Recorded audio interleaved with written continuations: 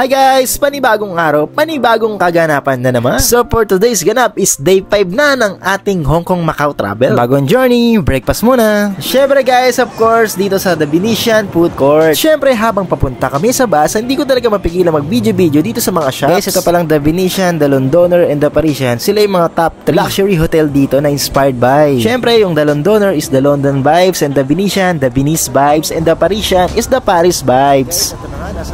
And we're going to the Rome inspired. Guys, hindi siya hotel kundi ano siya, yung battleground arena ng mga gladiator. OMCs, dahil day 5 na namin dito sa Macau, papunta kami ngayon sa Fisherman's Wharf. Ito yung Rome inspired pero nasa Macau lang pala. Tara mga sis, samahan nyo kami sa lakad-lakad namin dito. So ayan guys, kakababa lang namin ng bus and walking distance na lang papunta doon. Punta kami sa Rome, inspired Rome. Battle arena ng mga gladiator guys. So, papakita namin later. Ha? And guys, nandito na kami. Kahit tanghaling tapat, ang ganda talaga ng weather dito. Guys, check out these structures. Para kang bumalik sa ancient Rome pero with a modern twist. Ganda, di ba? Yes, tama ka love. Sobrang ganda.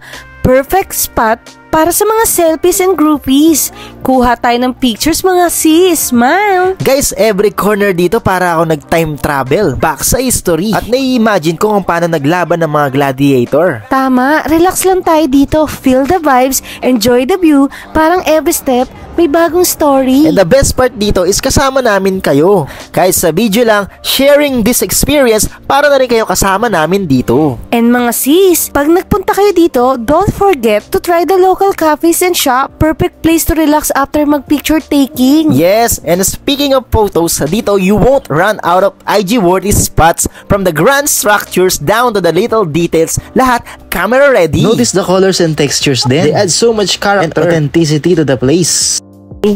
Inspired by Rome. Alam mo paborito kong movie yun na yung Spartacus, which is true to life yun eh. Spartacus, diba lagi nakikita ko, pinapanood yun. Yearly mo ata pinapanood. May aral kasi sa movie niya para sa akin, parang nakakulong tayo, parang alipin tayo, gano'n. Oo, dito. Ito yung ganda ng nila, battleground ng which is nakakalungkot dating entertainment. Unlike ngayon, meron ng mga TV shows, may mga dancing, singing contest na. Dati kasi talaga entertainment talaga ng mga tao, yung patayan eh. Alam mo yun, dalawang slave na nagpaglalabanin, tapos pagpupustahan ng mga mayaman. Makita mo may nagpe-prenup. Yung slave ka, ayun yung sila yung mga pinapadala sa mga arena na paglalaba-labanin, tapos pagpupustahan.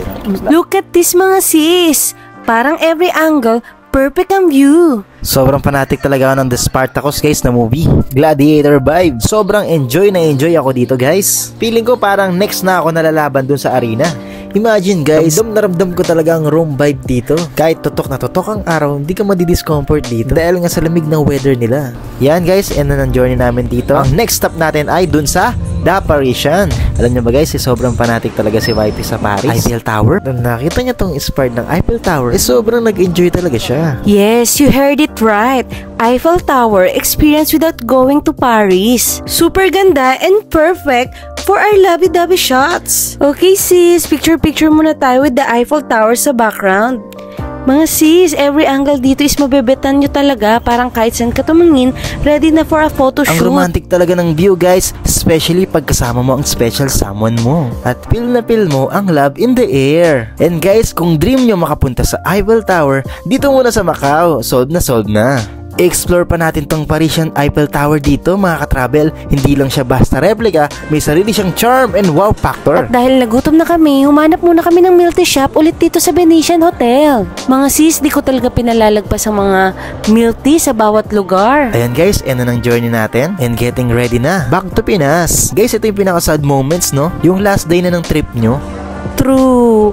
And guys, maraming salamat sa pagsama sa amin sa adventure na to. Sana nag-enjoy nyo ang bawat kwento at tanawin. Now, it's time to head back home to the Philippines. Pero yung mga memories at experience namin dito, dadalhin namin yan forever. So hanggang dito na lang muna guys. Stay safe, keep dreaming, and never stop exploring sa ulitin Philippines. Paalam Macau!